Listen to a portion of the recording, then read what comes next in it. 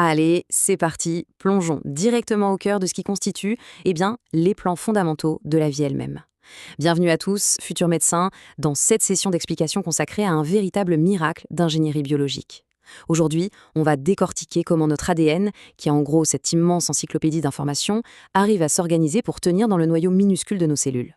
C'est une architecture vitale, et maîtriser ça, c'est absolument crucial, non seulement pour capter la biologie de base, mais aussi pour comprendre la pathologie humaine. Alors, on y va ? Voici le programme de notre session. On va d'abord aborder le problème géométrique de l'empaquetage de l'ADN.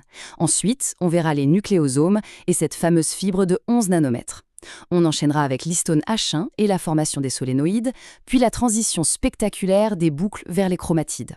Après ça, on fera le point sur le grand contraste, euchromatine contre hétérochromatine. Et pour finir, on reliera directement cette compaction à la santé globale de la cellule. Première étape, le problème de l'empaquetage de l'ADN. Et pour le coup, commençons vraiment par le commencement. La cellule humaine doit faire face à un paradoxe spatial juste dingue. Un problème purement physique qui exige une solution biologique, disons-le, absolument brillante. Posons les bases avec cette question fondamentale. Comment une cellule arrive-t-elle à emballer un ADN qui est carrément 10 000 à 50 000 fois plus long que le chromosome condensé lui-même ? Pour vous donner une idée, si on prenait tout l'ADN d'une seule de nos cellules et qu'on le déroulait de bout en bout, ça ferait presque 2 mètres de long. 2 mètres ? Et pourtant, tout ça doit rentrer dans un noyau qui fait à peine quelques micromètres de diamètre. Comment fait-on pour faire tenir une molécule aussi colossale dans un espace aussi microscopique et surtout sans faire de nœuds impossibles à défaire ? C'est ça le défi vertigineux de la compaction du génome. Alors, pour comprendre comment la cellule résout ce casse-tête, on doit s'intéresser à la matière première, la chromatine. Petit point historique, le terme vient du grec signifiant couleur. Pourquoi ? Quand elle a été découverte par Michel au XIXe siècle, c'était la substance du noyau qui absorbait super bien les colorants. Mais concrètement, la chromatine, ce n'est pas juste de l'ADN tout nu, c'est vraiment un partenariat intime, à parts égales en termes de masse, entre l'acide nucléique et des protéines très spécifiques. Et c'est justement ces protéines qu'on va regarder de plus près. Ce qui nous amène à la partie 2, les nucléosomes et la fibre de 11 nanomètres. On va zoomer à la plus petite échelle possible de cette compaction pour voir comment ça démarre. La clé de tout ça commence avec ces fameuses protéines, les histones. Ce sont de petites protéines basiques d'environ 110 à 250 acides aminés et ce détail biochimique est hyper important. Elles sont gorgées de lysine et d'arginine qui portent une charge positive. Et vu que notre ADN a un squelette phosphate qui est, lui, chargé négativement, boum, l'attraction électrostatique est juste parfaite. C'est comme des aimants.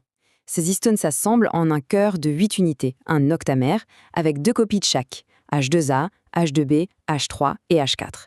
L'ADN vient littéralement s'enrouler autour de cette petite bobine protéique. Il y a très exactement 146 paires de bases d'ADN qui font 2 tours complets autour du cœur.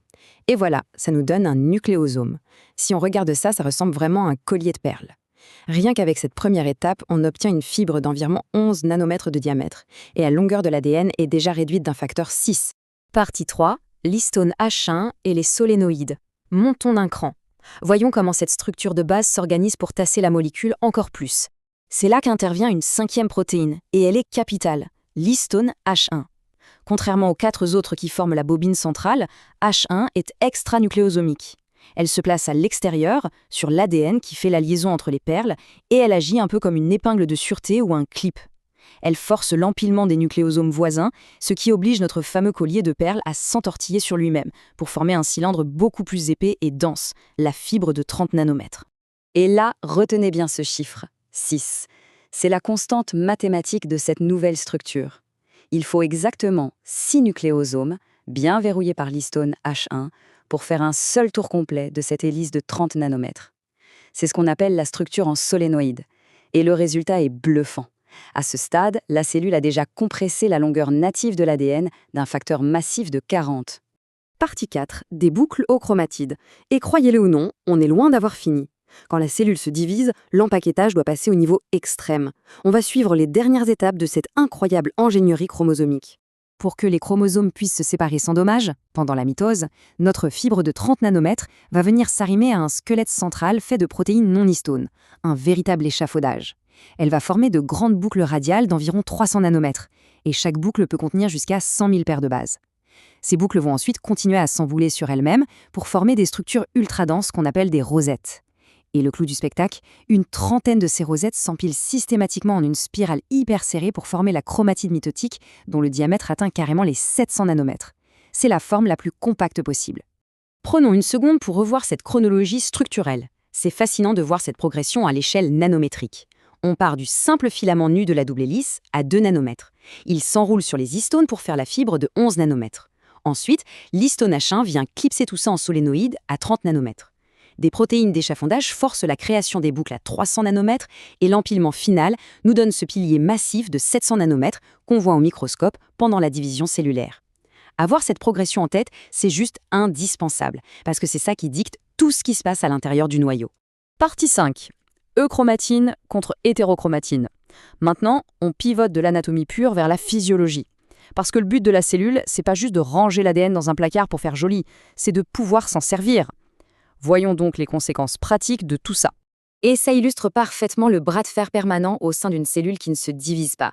La chromatine y vit sous 2 formes principales. D'un côté, on a l'euchromatine. Elle est plutôt lâche, décondensée, en plein centre du noyau et elle apparaît claire au microscope. C'est en fait notre grande salle de lecture, la zone fonctionnelle où la transcription des gènes bat son plein parce que l'ADN est accessible. De l'autre côté, l'hétérochromatine, super compacte, reléguée sur les bords du noyau ou près des centromères, bien sombre et dense. Ça, c'est le coffre-fort de la cellule. Cette structure est transcriptionnellement inactive, tout simplement parce que les enzymes ne peuvent physiquement pas y entrer. Mais attention, ne croyez pas que l'hétérochromatine soit juste un bloc de béton statique. En fait, elle se divise en 2 catégories super stratégiques. L'hétérochromatine constitutive, elle, est permanente et ultra stable. Elle verrouille de façon définitive des zones critiques, comme les télomères aux extrémités ou les centromères. Par contre, l'hétérochromatine facultative est carrément fascinante. Son état de condensation est révertible. Elle peut se détendre pour devenir de l'euchromatine ou se refermer en fonction du type de tissu cellulaire ou même du stade de développement de l'embryon. C'est un outil de régulation génétique d'une flexibilité incroyable. Partie 6, compaction et santé cellulaire. Et tout ça nous amène au vrai cœur du sujet pour la pertinence médicale. En quoi l'architecture de notre génome décide-t-elle du fonctionnement et de la survie de la cellule ? Eh bien, le point crucial est exactement là. L'ADN doit être solidement empaqueté pour être stable et ne pas se briser. Mais pour que la cellule vive et produise ce dont elle a besoin, il faut bien lire les gènes. Si la chromatine reste condensée sous forme de fibres de 30 nanomètres, eh bien, l'ARN polymérase et les facteurs de transcription vont littéralement rebondir dessus, sans pouvoir s'accrocher. Donc, l'expression des gènes, c'est vraiment avant toute chose une question d'accès physique qui dépend entièrement du niveau de compaction. Pour moduler cet accès, la cellule va déployer toute une équipe d'enzymes expertes, de véritables bibliothécaires moléculaires.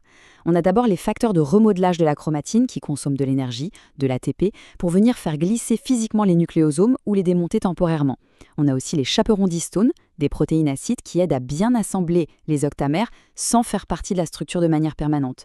Et enfin, les protéines HMG, le High Mobility Group, qui se lient à l'ADN pour tordre ou modifier l'espacement localement.